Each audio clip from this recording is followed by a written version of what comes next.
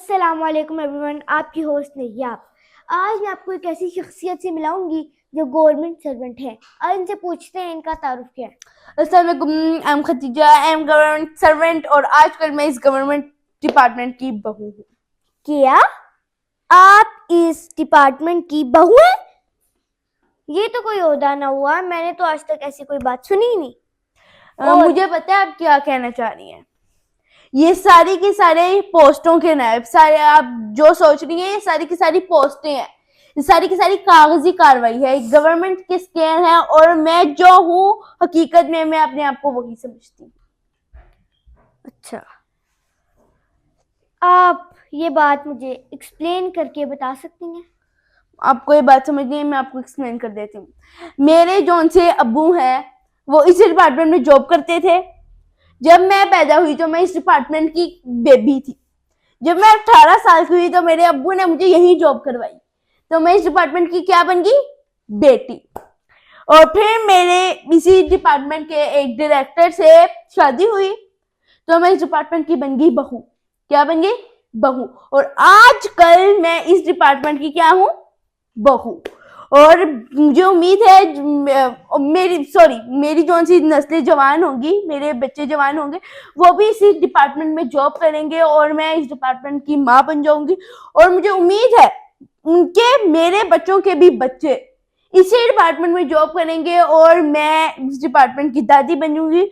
और मेरा प्लान है मैं दादी बनकर ही इसी डिपार्टमेंट से रिटायर हूँ। आपके पूरे खानदान ने इसके ऊपर कब्जा कर लिया? आजकल तो यही हो रहा है। एक इंसान गवर्नमेंट डिपार्टमेंट में जॉब करता है, फिर अपने सारे सारे खानदान को जमा कर लेता है, चाचा मामा भतीजे सब, फिर वो गवर्नमेंट डिपार्टमेंट नहीं रहता, वो हाउस काउंसलर बन जाता है, हाउस काउंसलर। अच्छा, आपकी सर्विस कितने सालों से चल रही है? मेरी ये सर्विस 7 साल से चल रही है, मगर मैं सर्विस 30 साल से।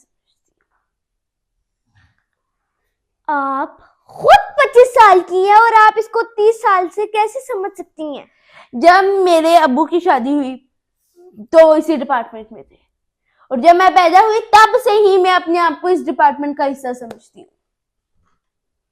आप मुझे और मेरी व्यूअर्स को ये वाली बात भी एक्सप्लेन करके बता सकती हैं? आपको ये बात समझ नहीं आई? I am right.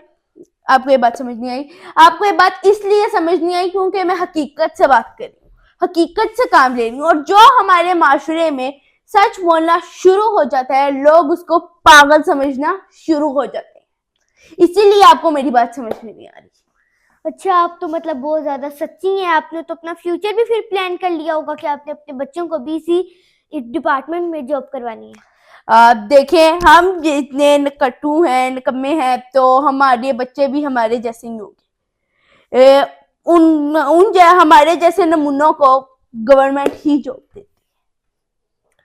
अच्छा, why are you not bringing your new generation into business? ये कैसी अजीब बात कर दी आपने।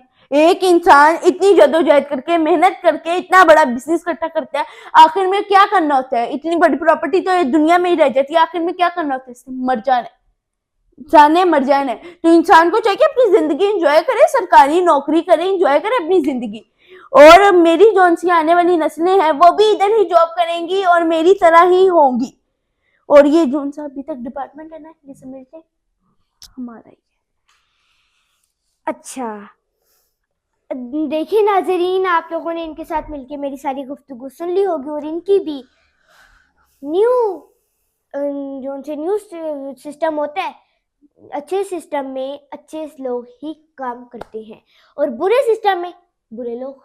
ये लोग दीमक की तरह इस सिस्टम के ऊपर चिपक चुके हैं। ये 21वीं सदी चल रही है, ये लोग उसी बात के उसी सिस्टम को लेके अड़े हुए हैं।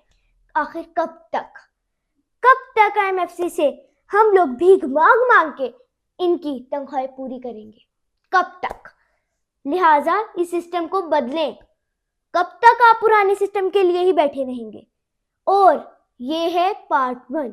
इसके बाद पार्ट 2 भी ज़रूर आएगा। और हमारा एक यूट्यूब चैनल भी है खुदी विद साबिर जमाल, उसको भी जाके प्लीज़ सब्सक्राइब करके बेल आइकन को भी प्रेस कर दिया करें और ज़्यादा से ज़्यादा शेयर कर दिया करें और अच्छे अच्छे कमेंट्स कर दिया करें। Thank you very much.